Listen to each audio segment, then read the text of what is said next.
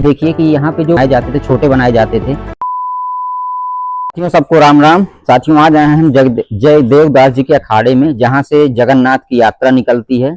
और एक ऐसा आश्रम है, ऐसा अखाड़ा है जहाँ पे महाराज जी रहते हैं। और यहाँ पे संस्कृत विद्यालय जो चलता है उसको आपको दिखाते हैं, और पूरे जो ये जगदेवदास जी का अखाड़ा है वो भी आपको हम दिखाते हैं। आइए चलते हैं अंदर, आपको दिखाते हैं यहाँ पे क्या क्या सुविधाएं हैं। तो साथियों अब हम आ गए हैं ऊपर। ये यहाँ का डिग्री कॉलेज है, आप देख सकते हैं पूरा यहाँ से वहाँ तक बना हुआ है, पूरा डिग्री कॉलेज है। और ये रथ यात्रा जो निकलती है, तो जगन्नाथ जी के रथ में कुछ कमी आ गई थी, जो महाराज जी शायद नया बनवा रहे हैं, क्योंकि बनाने वाले लगे हुए हैं। और पूरा भी आपको रथ भी दिखाते हैं जिसमें जगन्नाथ जी विराजमान होते हैं, और पूरी शोभा यात्रा यहाँ से रथ यात्रा निकलती है। अभी तो हम जो यहाँ का विद्यालय है, डिग्री कॉलेज है, वहाँ पे खड़े हुए हैं। अब चलते हैं अंदर महल की तरफ, जहाँ पे महाराज जी की गद्दी है, और दिखाते हैं कि उनके बैठने का स्थान क्या है और यहाँ पे क्या क्या और होता है। चलिए अंदर आपको दिखाते हैं। ये चलते हैं अंदर, अंदर आपको दिखाते हैं। अभी पहले आपको यहाँ से दिखाएं कि वहाँ ऊपर महाराज जी बैठे हुए हैं। महाराज जी अभी वहाँ पे वो उनका बैठने का स्थान अब यहाँ पे अंदर है। देखिए इतना बड़ा यहाँ पे दरवाजा है, जो ये शायद 400 वर्ष पहले बनाया गया था इस आश्रम को, इस अखाड़े को। और अंदर यहाँ पे आते हैं, यहाँ पे मंदिर भी छोटी छोटी बनी हुई है, और ये आंगन है इस अखाड़े का। साथियों देखिए छोटी सी मंदिर 2-3 यहाँ पे बनी है। यहाँ पे बजरंगबली भी विराजमान है, ये बजरंगबली की मूर्ति लगी हुई है। और यहाँ पे चरण पादुका हैं, और इधर शंकर भगवान और नंदी जी हैं। छोटी छोटी कई मूर्तियां बनी, क्योंकि बिल्डिंग बहुत पुरानी है। और ये लगभग जो महाराज जी के शिष्य ने अभी बताया था कि लगभग 400 वर्ष पुराना ये महल बनाया गया था। और इधर सामने जो दरवाजा है, इसके अंदर जाते हैं तो ठाकुर जी विराजमान हैं। आइए आपको उनके दर्शन भी हम करवाते हैं अंदर।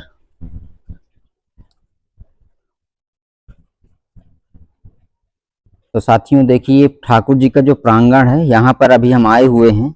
और ये दरवाजे बंद किए गए हैं।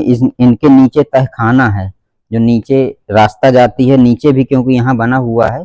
एक रास्ता यहाँ से है और एक रास्ता यहाँ से है, और भी कहीं होंगे अभी ज़्यादा। अभी अभी हम अंदर आए हैं, तो हमें महाराज जी ने बताया था कि ये रास्ता है। और ये देखिए जो रथ बाबा निकलते हैं जब जगन्नाथ की यात्रा, उनके छोटी सी ये मंदिरिया रखी हुई है। और इधर बहुत सुकून भरा यहाँ पे माहौल है। मंदिर बना हुआ है, और इधर परिक्रमा का है, अंधेरा भी है, लेकिन चलते हैं। आइए आपको दिखाते हैं।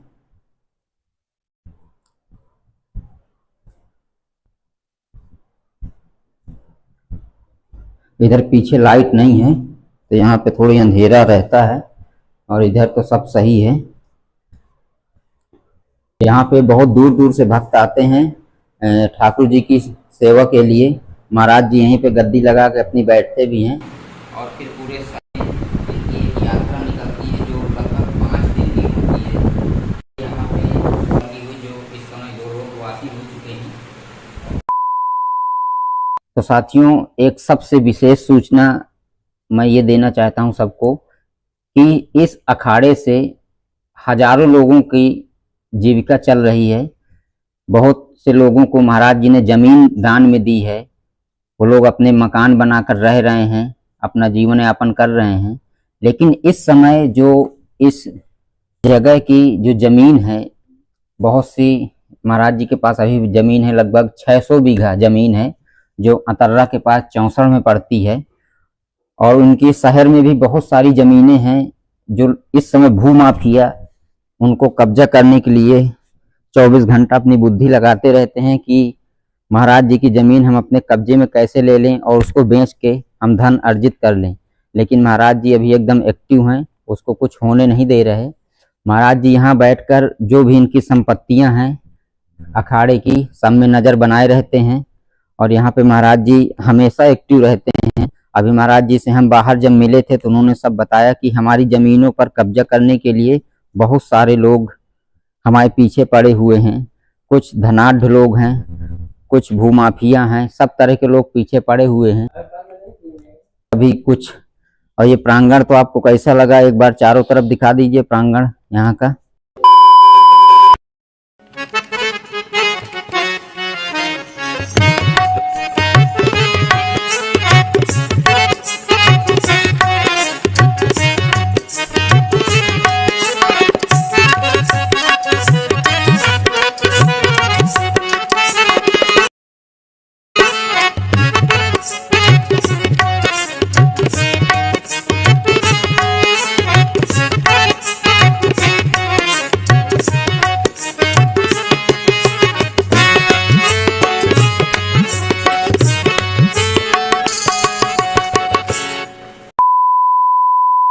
तो दोस्तों देखिए कि यहाँ पे जो महल बना हुआ है ये आज भी एकदम पुराना ही बना हुआ है, इसमें कुछ नया नहीं किया गया।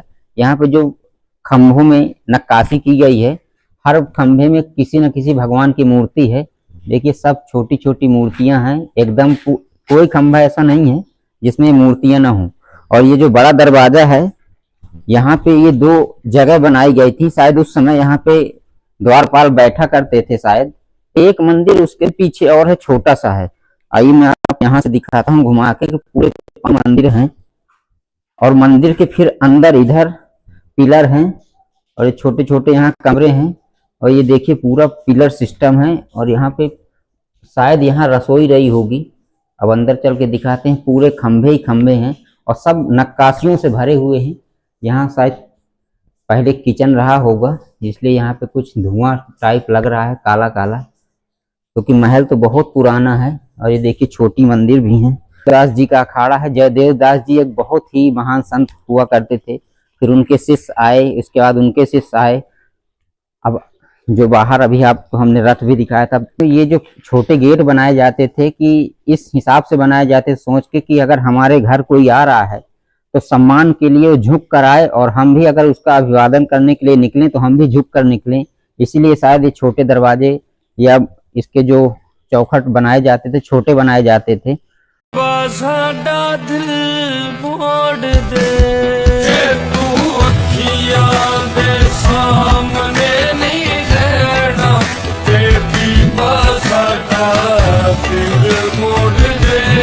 तो ये देखिए दोस्तों, ये रथ खड़ा हुआ है जगन्नाथ यात्रा के लिए और इसका ऊपर का हिस्सा कुछ खराब हो गया था, जिसको महाराज जी नया बनवाए हैं। और ये सामने देखिए बन के रखा है, इसको कल कंप्लीट करेंगे, अभी हमने बात किया है। और यहाँ का ये अखाड़े का विद्यालय है, महाविद्यालय, संस्कृत महाविद्यालय है, पूरा बना हुआ है। और इस साइड महाराज जी ने सबको रहने के लिए जगह दिया है, तो सब लोग यहाँ पर रहते हैं जो भी इस आश्रम में काम करते हैं या जिनके पास रहने के लिए घर नहीं है, यहाँ पे सब महाराज जी ने सबको दे रखा है। और आपको अभी एक तरफ और दिखाते हैं जहाँ पे हर वर्ष रास लीला होती है भगवान कृष्ण की। तो साथियों आप देख सकते हैं कि महाराज जी के बैठने का निवास स्थान ये है और महाराज जी यहीं पर रहते हैं। साथियों ये जो आपको जगह दिखाई दे रही है, यहीं पर रास लीला होती है, भगवान कृष्ण का चरित्र गाया जाता है।